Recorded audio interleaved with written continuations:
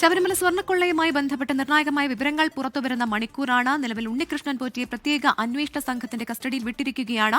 14 ദിവസത്തേക്കാണ് കോടതി പ്രത്യേക അന്വേഷണ സംഘത്തിന്റെ കസ്റ്റഡിയിൽ ഉണ്ണികൃഷ്ണൻ പോറ്റിയെ വിട്ടിരിക്കുന്നത്. തുടർച്ചയായ ചോദ്യം ചെയ്യലിന് ശേഷം ഇന്ന് പുലർച്ചെയോടെയാണ് പ്രത്യേക അന്വേഷണ സംഘം ഉണ്ണികൃഷ്ണൻ പോറ്റിയുടെ അറസ്റ്റ് രേഖപ്പെടുത്തിയത്. നിലവിൽ കോടതിയിൽ നിന്ന് പോറ്റിയെ ഇപ്പോൾ കൊണ്ടുപോയിട്ടുള്ളത് പത്തനംതിട്ട AR ക്യാമ്പിലേക്കാണ്. ഇവിടെ ഉച്ചഭക്ഷണത്തിന് ശേഷമാകും കൂടുതൽ ചോദ്യം ചെയ്യലിലേക്ക് കടക്കുക എന്ന് മനസ്സിലാക്കുകയാണ്. AR ക്യാമ്പിൽ നിന്ന് സുജിത് സുരേന്ദ്രൻ ചേരുന്നുണ്ട്. സുജിത്, ഇത് ആസൂത്രിതമായ ഒരു ഗൂഢാലോചന നടത്തിയതിനു ശേഷമുള്ള കുറ്റകൃത്യമാണ് എന്നതിൽ സംശയമൊന്നുമില്ല. എന്തായാലും ഇത് ഉണ്ണികൃഷ്ണൻ പോറ്റിയെ സംബന്ധിച്ച് ഒറ്റയ്ക്ക് ചെയ്യാനാകുന്ന ഒരു കാര്യമല്ല.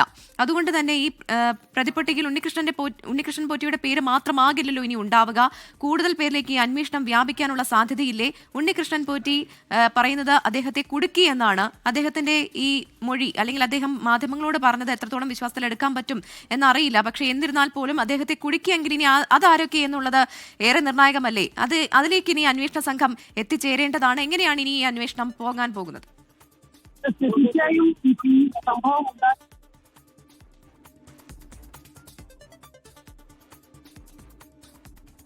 സുജിത് സുരേന്ദ്രനാണ് വിവരങ്ങൾ നൽകുന്നത്. അല്പസമയത്തിനുള്ളിൽ സുജിത്തിലേക്ക് എത്താം എന്ന് പ്രതീക്ഷിക്കുകയാണ്. അറസ്റ്റിന് ശേഷമുള്ള ആദ്യ പ്രതികരണം അല്പസമയം മുൻപാണ് ഉണ്ണികൃഷ്ണൻ പോറ്റിയുടെ ഭാഗത്തുനിന്ന് ഉണ്ടായത്. മാധ്യമങ്ങളോടാണ് അദ്ദേഹം പ്രതികരിച്ചത്. തന്നെ കുടുക്കിയതാണ് എന്നാണ് ഉണ്ണികൃഷ്ണൻ പോറ്റി മാധ്യമങ്ങളോട് പ്രതികരിച്ചത്.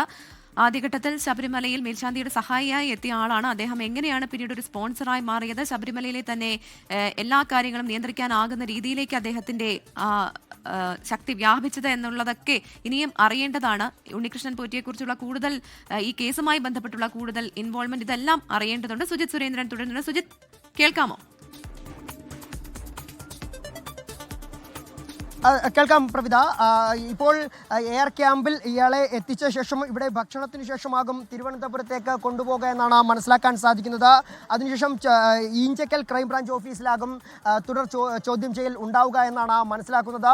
ഏതായാലും ഇതുമായി ബന്ധപ്പെട്ട് നിരവധി കാര്യങ്ങൾ അറിയേണ്ടതുണ്ട്. പ്രധാനമായും ഈ സ്വർണം വിറ്റ് ആർക്ക് എന്നതടക്കമുള്ള കാര്യങ്ങളാണ് പ്രധാനമായും അറിയേണ്ടത്. അതിലൊക്കെ തന്നെ ഇപ്പോൾ പുറത്തേക്കിറക്കിയപ്പോൾ ഉണ്ണികൃഷ്ണൻ പോറ്റി പറയുന്നതും തന്നെ കുടുക്കിയതാണ് എന്ന തരത്തിൽ അദ്ദേഹം പറയുന്നുണ്ട്. അതിൽ നിന്ന് തന്നെ ഇത് മാത്രമല്ല, ആദ്യ ദിവസങ്ങളിൽ ഉണ്ണികൃഷ്ണൻ പോറ്റിയുടെ വീട്ടിലെത്തിയപ്പോൾ മാധ്യമങ്ങളോട് അപ്പോഴും ഉണ്ണികൃഷ്ണൻ പറയുന്നത് താൻ തെറ്റുകാരനല്ല എന്ന് തന്നെയായിരുന്നു.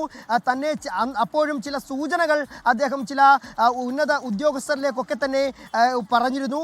അപ്പോൾ അതൊക്കെ തന്നെ കൂട്ടി വായിക്കുമ്പോൾ ഉണ്ണികൃഷ്ണൻ പോറ്റിയെ കുടുക്കിയതാണ് എന്നിപ്പോൾ അദ്ദേഹം പറയുമ്പോൾ ഇതിൽ വലിയ ആളുകൾ, പ്രധാനപ്പെട്ട ആളുകളൊക്കെ തന്നെ കുടുങ്ങിയേക്കുമെന്ന് തന്നെയാണ് മനസ്സിലാക്കാൻ സാധിക്കുന്നത്. ദേവസ്വം ബോർഡിലെ ഉന്നത ഉദ്യോഗസ്ഥരും ഒപ്പം തന്നെ ദേവസ്വം ബോർഡിലുണ്ടായിരുന്ന മുൻ നേതൃത്വവും ഒക്കെ തന്നെ ഇതിൽ കുടുങ്ങിയേക്കുമെന്നുള്ള ചില കാര്യങ്ങളാണ് വ്യക്തമാകുന്നത്. പ്രധാനമായും 2019 മുതലുണ്ടായ ഇതുമായി ബന്ധപ്പെട്ട കൂടുതൽ കാര്യങ്ങൾ ഉണ്ടായത് വെളിപ്പെടുത്തലുകളും ഒക്കെ തന്നെ 2019 ശേഷമുള്ളതാണ്.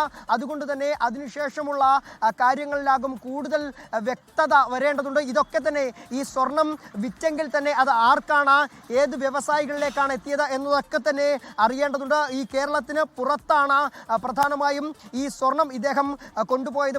ഈ സ്വർണം പൂശുന്നതുമായി ബന്ധപ്പെട്ടുള്ള ഈ കാര്യങ്ങൾ, ഈ സ്വർണ്ണപ്പാളികൾ എത്തിച്ചതും. അപ്പം അതൊക്കെ തന്നെ അവിടെ ക്ഷമിക്കണം, കർണാടക, അതുപോലെ തന്നെ തമിഴ്നാട്, ആന്ധ്രാപ്രദേശ് എന്നിവിടങ്ങളിലൊക്കെ തന്നെ എത്തിച്ചിരുന്നു.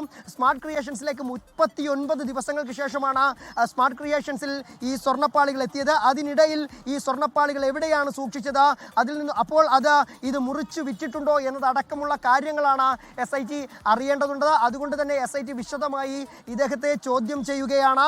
ചോദ്യം ചെയ്യുന്നതിന് വേണ്ടി ഇപ്പോൾ AR ക്യാമ്പിലേക്ക് സുരേന്ദ്രനാണ് വിവരങ്ങൾ നൽകിക്കൊണ്ടിരുന്നത്. ലോകത്തെവിടെയായാലും ഏത് സമയത്തും 24 വാർത്തകളും ഓഗ്മെന്റഡ് റിയാലിറ്റി പാക്കേജുകളും എക്സ്പ്ലെയിനറുകളും വിശദമായി കാണാൻ ഞങ്ങളുടെ YouTube ചാനൽ നിങ്ങൾക്ക് സബ്സ്ക്രൈബ് ചെയ്യാം.